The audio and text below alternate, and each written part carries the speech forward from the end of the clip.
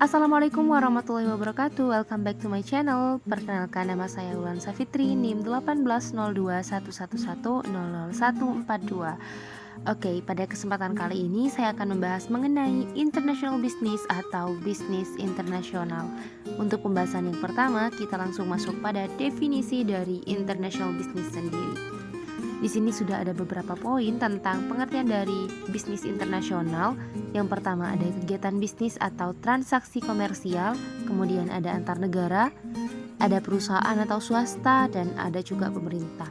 Jadi jika keempat poin tadi digabungkan, maka bisnis internasional dapat diartikan sebagai suatu kegiatan bisnis yang dilakukan antara negara satu dengan negara lainnya, di mana proses transaksi dapat terjadi dalam berbagai macam bentuk, seperti perdagangan internasional, pariwisata, transportasi, yang melibatkan beberapa perusahaan, kelompok perusahaan, ataupun lembaga pemerintahan. Oke, selanjutnya kita masuk pada pembahasan potensi bisnis internasional. Namun sebelumnya perlu kita ketahui, kenapa sih suatu negara itu melaksanakan bisnis internasional? Jadi ada beberapa alasan kenapa suatu negara itu harus berbisnis internasional.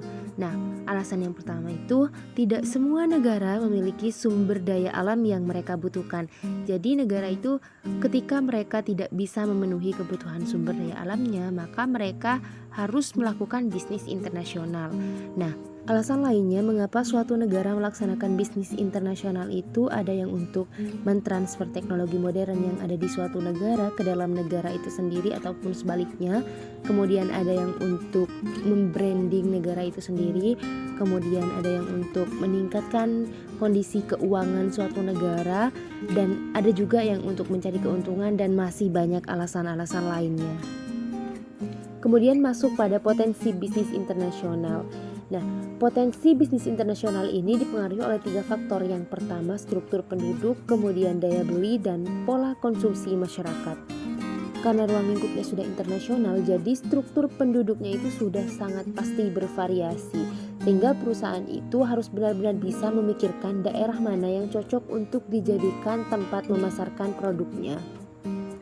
Kemudian daya beli, seperti struktur penduduk yang sangat bervariasi, daya beli pun ini sangat variatif. Jadi perusahaan itu ditantang untuk bisa membuat dan memasarkan suatu produk yang sesuai sehingga dapat menjangkau kalangan yang mereka tuju begitu. Kemudian untuk pola konsumsi masyarakat, jika pola konsumsi masyarakat itu tinggi, maka akan mempermudah perusahaan dalam menjual produk. Apabila pola konsumsinya rendah, maka perusahaan itu akan mendapatkan kesulitan dalam memasarkan produknya.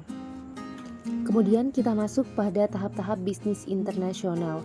Jadi secara kronologis, tahap-tahap untuk melaksanakan bisnis internasional itu bisa dimulai dari ekspor insidentil, ekspor aktif, penjualan lisensi, franchising, pemasaran di luar negeri, dan yang terakhir itu produksi dan pemasaran di luar negeri. Yang pertama ada ekspor insidentil. Nah, dalam rangka melaksanakan bisnis internasional, perusahaan itu memulai dari keterlibatan yang paling awal, yang biasa disebut dengan ekspor insidentil. Tahap awal ini biasanya dimulai dari kedatangan warga negara asing ke negara kita yang bertujuan membeli barang, kemudian kita bisa mengirimkan ke negara asal mereka. Yang kedua ada ekspor aktif. Ketika ekspor insidentil tadi sudah berkembang, maka terjadilah suatu hubungan bisnis yang rutin dan kontinu yang menyebabkan transaksi di ekspor insidentil tadi semakin lama semakin aktif. Nah, untuk ekspor aktif ini biasanya pengusaha dalam negeri itu bertindak lebih pasif. Selanjutnya ada penjualan lisensi. Pada tahap ini, negara pendatang akan menjual lisensi atau merek produk ke negara penerima. Jadi yang dijual itu hanya lisensi atau mereknya saja, sehingga negara penerima dapat melakukan manajemen yang luas terhadap pemasaran maupun proses produksi, bahan baku, dan peralatan. Nah, untuk memakai lisensi tadi, perusahaan dan negara penerima harus membayar fee atau lisensi tersebut kepada perusahaan asing atau perusahaan pendatang.